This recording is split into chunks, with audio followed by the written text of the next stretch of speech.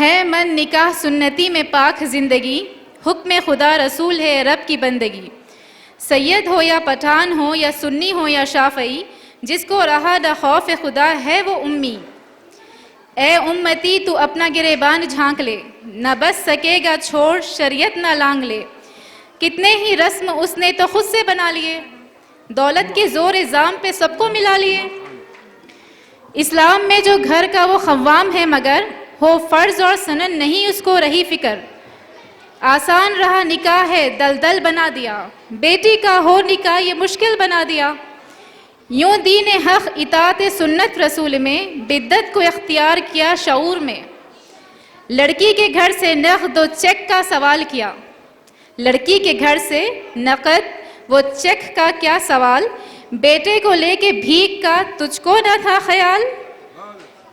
बेदर्दी से वलीमे में दौलत लुटा दिया, जो है हराम लुक़मा वो सबको खिला दिया। बिन लड़के वाले लालची लालच बना लिए, लेके जहज़ लड़की को फिर घर बिठा दिए। ए खाने वालों तुम भी वलीमा इसी में हो, ए खाने वालों तुम भी वलीमा इसी में हो। ना रुक सके ना टोकने वाले इसी में हो, इसी में है ना। जो हम नहीं रोक पाते, हम नहीं, जिसको हम कहते हैं कि दहेज नहीं लेना या फिर लेकिन हम जाते ज़रूर है, खाते ज़रूर हैं जहाँ दहेज लिया जाता है, खाना खाते हैं। वी शुड बाइकआउट, बिकॉज हम ये बाइकआउट करेंगे तो ही फिर हम आगे बढ़ सकेंगे, उन बच्चियों को बचा सकेंगे जो सुसाइड कर रही हैं, जो डिप्रेशन का शिकार है, जो डोमेस्टिक वायलेंस में हैं, जो खुद सफ़र हो रही हैं। आपकी तरह ही है वो बहनें, है ना। वो दर्द हमने महसूस करना है, एक दूसरे का दर्द हम महसूस करेंगे तो ही हम बचा सकेंगे। और फिर मैं आखिरी दो अशार पढ़ती हूँ। रब के हुजूर में तुम्हें जाना ज़रूर है, इसको याद रखना। What is the purpose of life, क्या हमारा मकसद है दुनिया में आने का। रब के हुजूर में तुम्हें जाना ज़रूर है, इंसाफ में सज़ा तुम्हें पाना ज़रूर है। जो खुद ही घर के अज़्न शरीयत बता गए, वो अपना घर शहर जो जहन्नुम बना गए। చిన్నప్పటి నుంచి వేరియేషన్స్. ప్రెగ్నెంట్ లేడీ ఉంటే బాబే కావాలని అక్కడ వేరియేషన్. తర్వాత పాప పుడుతుంది, పాప పుట్టిన తర్వాత బాబుని ఒకలాగా పాపను ఒకలాగా పెంచుతుంటారు. బాబునైతే ప్రైవేట్ స్కూల్, పాపనైతే గవర్నమెంట్ స్కూల్, అక్కడ వేరియేషన్. తర్వాత డిగ్రీ అయిపోతుంది, బాబునైతే అదర్ కంట్రీస్కి కానీ అదర్ స్టడీస్కి కానీ అలో చేస్తారు, పాపకు మాత్రం మ్యారేజ్ చేయాలి. ఇక్కడ వేరియేషన్ చూస్తున్నారు.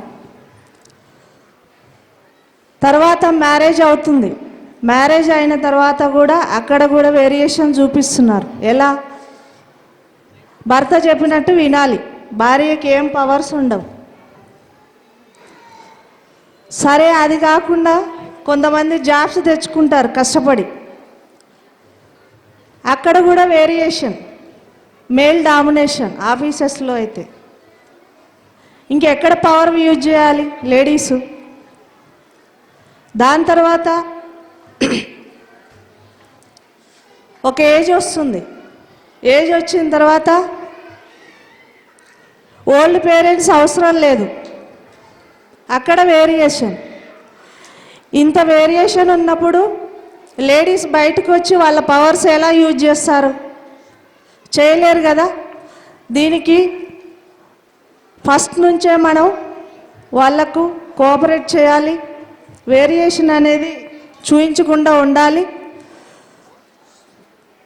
తర్వాత వాళ్ళకి డెవలప్మెంట్స్కి అన్ని విధాల సహకరించాలి. अगर ये लड़कियां हिम्मत करके खड़े हो जाएंगे, चाहे कुछ हो जाए, मैं किसी ऐसे भिखारी से शादी नहीं करूंगी चाहे कुछ हो जाए, तो एक दिन आएगा कि ये लड़के और लड़के की माएँ भीख मांगेंगी, ये खुदकशी करेंगे। और पावर के ताल्लुक़ से नाज़िमा ने कहा कि औरत में इख्तियार होना चाहिए, लेकिन हमारी औरतें शिकायत करती हैं कि हमारे पास पावर ही नहीं है। ऐसा नहीं है। एक बच्चे ने अपनी माँ से गुस्से में कहा कि आखिर मैं कब इतना बड़ा हो जाऊंगा कि कोई भी काम अपनी मर्जी से कर सकूं। तो माँ ने कहा कि तेरा बाप अभी इस काबिल नहीं हुआ, तू कहाँ हो सकता है अभी। तो बहरहाल पावर की बात आई है। मैं आखिरी बात सिर्फ ये अर्ज़ करना चाहूँगा कि बहनों और भाइयों, इस वक्त पूरे हिंदुस्तान में हर जगह हिंदू मुस्लिम की आग लगी हुई है। ब्राह्मण दलित की आग लगी हुई है, नागालैंड, सिख, जहाँ जाइए आग लगी हुई है। हर आदमी एक दूसरे पर ब्लेम कर रहा है कि ये ह्यूमन राइट वायलेशन हो रहा है, यहाँ विमेन राइट वायलेशन हो रहा है, यहाँ धर्म का वायलेशन हो रहा है। लेकिन कोई ये देखना नहीं चाहता कि हिंदुस्तान में एवरी 3rd मिनट एक लड़की डाउरी की वजह से खुदकुशी करती है। कौन है लड़कियां? वो आपकी बेटियां हैं, हमारी बहनें हैं, सब हमारी बेटियां हैं सब। और जो लड़कियां सुसाइड कर रही है, दे आर लक्की कि वो लड़कियां कम से कम एक लम्हे में ख़त्म हो गई इस दुनिया से, तो सारे मुसीबतें ख़त्म हो गई।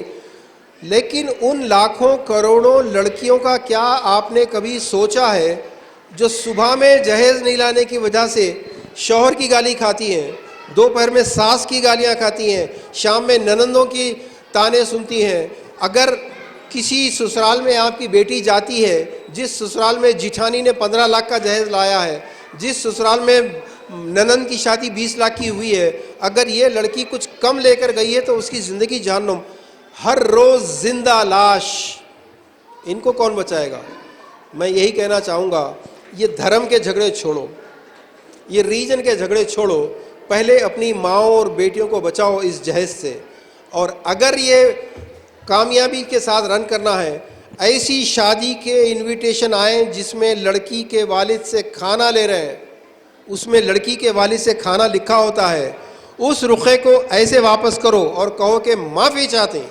ये हमारे नबी के तरीक़े से नहीं है, हम इस शादी में नहीं आएंगे। इस शादी की वजह से पता नहीं कितने गरीबों के घर बिकेंगे, कितने लोगों को लालच पैदा होगी, हम नहीं आ सकते। दहेज की लानत एक बोझ बन गई है और इसको जो है हमें किस तरीके से जो है रोकना है। इस तरीके से ये सोसाइटी, ये जो है सोसाइटी रिफॉर्म जो है कोशिशें जारी है यहाँ पर इन तमाम लोगों के, और मज़ीद ऐसी सोसाइटियाँ कायम होती रहें और इन लोगों के यानी ज़्यादती करने वालों के ऊपर रोक लगाई जाए। और मैं शुक्रिया अदा करती हूँ डॉक्टर अलीम फल्की खान साहब, प्रेसिडेंट व अहलिया हुमा साहिबा व तमाम माविनियन सोशल रिफॉर्म्स का, कि उन्होंने 26 जनवरी 2022 को यूम जमहूरिया पर वुमेंस एम्पावरमेंट का जलसा मुनक़िद किया, जिससे ख़वातीन के हुकूक़ और डौरी जहेज़ के ख़ात्मे की कोशिशों को उजागर किया गया है। Half of the population of a country is female. Women empowerment is essential for the betterment of a country's future. It plays a vital role in a country's development.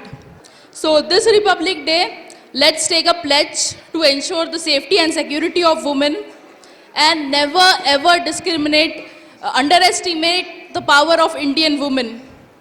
भूल नहीं, चिंगारी है हम हैं भारत की नारी, अच्छे अच्छों पर भारी है भारत की नारी। कभी भी किसी लड़की को ये चांस मिले कि वो कहीं फर्दर अपने टैलेंट को रिप्रेजेंट करे या फिर कुछ अच्छी तरह से उसको बता सके, तो मूव फॉरवर्ड, रुकिए मत अपनी लाइफ में, हमेशा उसको चेस करिए, अपने फैमिली के साथ उसको आगे बढ़िए, हर चीज़ में इन्वॉल्व होइए, हर फील्ड ऐसा पर्टिकुलरली इसमें ये हम नहीं कर सकते, ये नहीं कर सकते, ऐसा मत देखिए।